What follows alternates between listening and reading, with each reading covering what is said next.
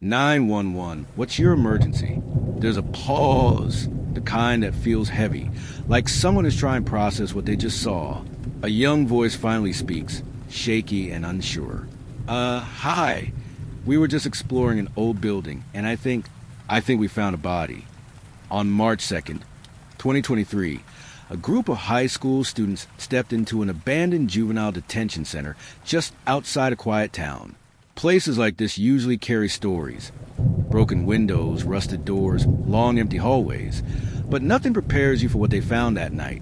Inside the gymnasium, something didn't look right. A door was lying flat on the ground, out of place, almost as if someone had put it there on purpose. When they moved it, the truth came into view. Underneath, wrapped tightly in a shower curtain, secure with duct tape, was the body of a young woman. She had been shot more than once. There was a small candle placed beside her head, an oily substance on her skin, and scattered nearby shell casings. This wasn't random. This was planned. Within minutes, police arrived, turning silence into chaos. Flashing lights, radios crackling, officers moving carefully through the building. They documented everything.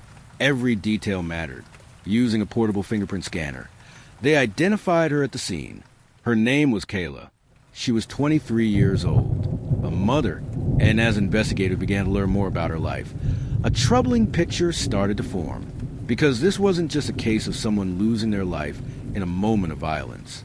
This felt organized, intentional, and possibly shared. To understand what happened to Kayla, you have to understand the life she was living in the weeks before everything changed. To some people, she was kind, warm, someone who could make others feel comfortable even when things were difficult. A person who laughed easily and gave her trust freely. But not everyone saw the same version of her. In the months leading up to her death, Kayla's life had become unstable.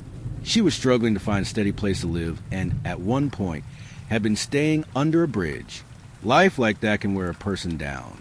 It can also make them vulnerable, and vulnerability can attract the wrong kind of attention. The last confirmed day anyone saw Kayla alive was February 15th. Earlier that day, she had been at a local soup kitchen. Someone who knew her noticed she was on the phone, having what looked like a normal conversation. At the time, it didn't stand out. Later, it would, because no one knew who she was talking to. That same night, she appeared on surveillance footage. It's quiet, late evening. She's walking across a bridge alone. Then something changes. She stops, turns around. A black car approaches slowly. There's a moment, brief, almost ordinary, where it seems like she recognizes whoever's inside. And then, she's gone. That was the last time anyone saw Kayla alive. Whoever was in that car became the center of the investigation almost immediately. And it didn't take long for a name to surface. When detectives began asking questions, one person kept coming up. Stephen, a man significantly older than Kayla. Someone she had a complicated and troubled history with. According to people who knew her, this relationship wasn't just difficult. It had crossed into dangerous territory. There had been threats, police reports, even legal steps taken to keep distance between them. This wasn't a minor disagreement.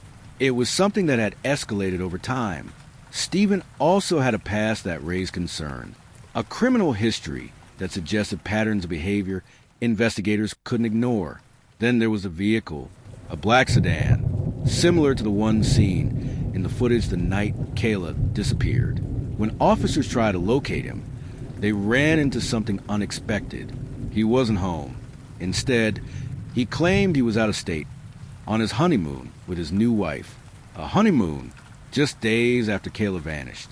At the same time, he appeared calm, even confident, posting online, saying he had nothing to hide, that he would cooperate if needed.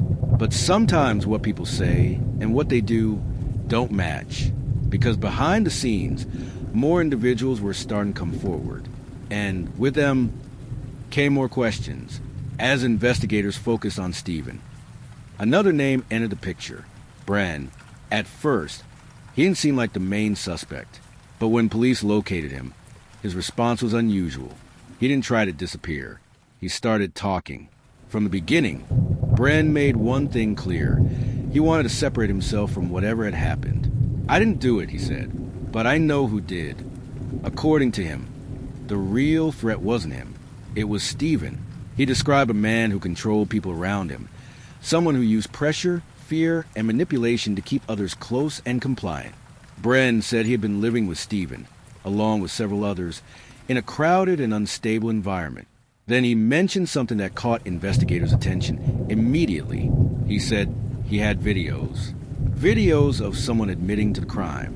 When detectives reviewed the footage, they saw a woman speaking directly to the camera, describing involvement in Kayla's death. Her name was Kayla.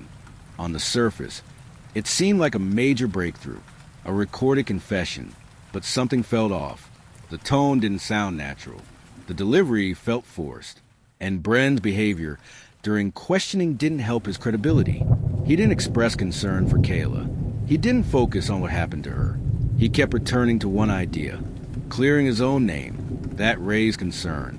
Because sometimes, when someone is more focused on protecting themselves than explaining the truth, there's more beneath the surface. When Kayla was brought in for questioning, investigators expected clarity. Instead, they found contradiction. She denied knowing anything at first, said she had no involvement, no knowledge of what had happened. But when the videos were shown to her, everything shifted. She saw herself on screen, heard her own voice, and still, she shook her head. She said she had been forced, that the statements in the video weren't real, that they were rehearsed, that she had been pressured into saying them under threat. According to her, Steven had orchestrated everything. She claimed he had even admitted to killing Kayla, saying it was over money. But her explanation raised more questions than answers. Why stay silent at first? Why participate in something like that, even under pressure? And why were so many people connected to the same story? The situation was becoming more complex by the hour, because now it wasn't just about one suspect.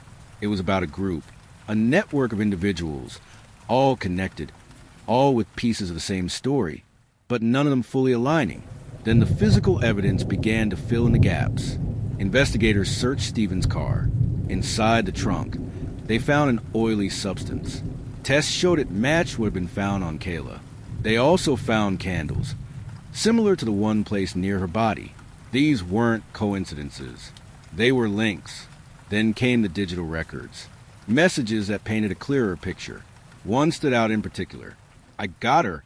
She's in my hands now, and she fell right into my trap." That message suggested something critical. Kayla hadn't just been attacked. She had been targeted, drawn in, and that meant planning. When another individual, Sierra, was questioned, the story began to take shape. At first, she denied involvement, but over time, under pressure, she admitted she had been there, at the location. That night, she described how Kayla had been convinced to go to the building, believing she was meeting someone she trusted. She explained that multiple people were involved, each playing a role. She wasn't inside when it happened, but she heard it. Gunshots, more than one, echoing through an empty structure. That moment confirmed what investigators had suspected. This wasn't sudden. It wasn't random. It was coordinated. As detectives pieced together the timeline, a clear sequence of events emerged. Days before the incident, contact had been made with Kayla. Trust was built. On the night of February 15th, she was picked up by someone she knew. Instead of taking her somewhere safe, they drove her to the abandoned building. Inside, others were already waiting. Each person had a role. One person brought her there. Others were positioned inside. Some remained outside, watching. And at least one person carried out the act itself. The motive wasn't simple.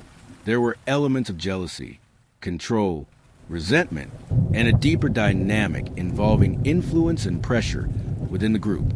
Kayla was placed in a situation she couldn't escape, and by the time she realized something was wrong, it was already too late. Once investigators had enough evidence, the arrests followed. One by one, those involved were taken into custody. Some denied responsibility. Others claimed they were present but not directly involved. But the evidence was consistent. Phone records, messages, physical connections, witness accounts. Eventually, Steven was located. When officers approached, he refused to come out immediately, creating a tense situation. But in the end, he was taken into custody. As the case moved forward, more details came out. Testimonies, statements, each adding another piece to the puzzle. The case was no longer uncertain. It was clear this had been a coordinated act involving multiple people, and each of them would face the consequences. In court, the outcomes reflected the severity of what had happened. Some individuals received long prison sentences. Others would spend the rest of their lives behind bars. The one believed to have led the situation received the harshest sentence, life without the possibility of release. But even with those outcomes, something remained unchanged. A life had been lost. A young woman, a mother, someone who, despite her struggles, trusted the wrong people at the wrong time. For her family, no outcome could undo what happened. No sentence could replace what was taken. What makes this case difficult to understand is not just the act itself, but how many people were willing to be part of it. How influence, pressure, and group dynamics can lead individuals to cross lines they might never have crossed alone. 6 people, 1 plan, 1 victim, and a reminder that sometimes the greatest danger doesn't come from one person, but from what can happen when people choose to follow the wrong path together. And that is what makes this story so difficult to forget. If this story stayed with you, you're not alone, because cases like this don't just end when the video ends. They leave questions behind about trust, about people, and about how easy things can go wrong when the wrong person enters your life. Take a moment and tell me what you think. Was this truly one mastermind behind everything? Or did everyone involved play a bigger role than they admit? I read every comment, and your thoughts matter more than you think. And if you enjoy real stories that make you think, stories that stay with you long after they're over, then make sure you're subscribed, because the next case might be even more disturbing. Until next time, stay aware, stay safe, and I'll see you in the next story.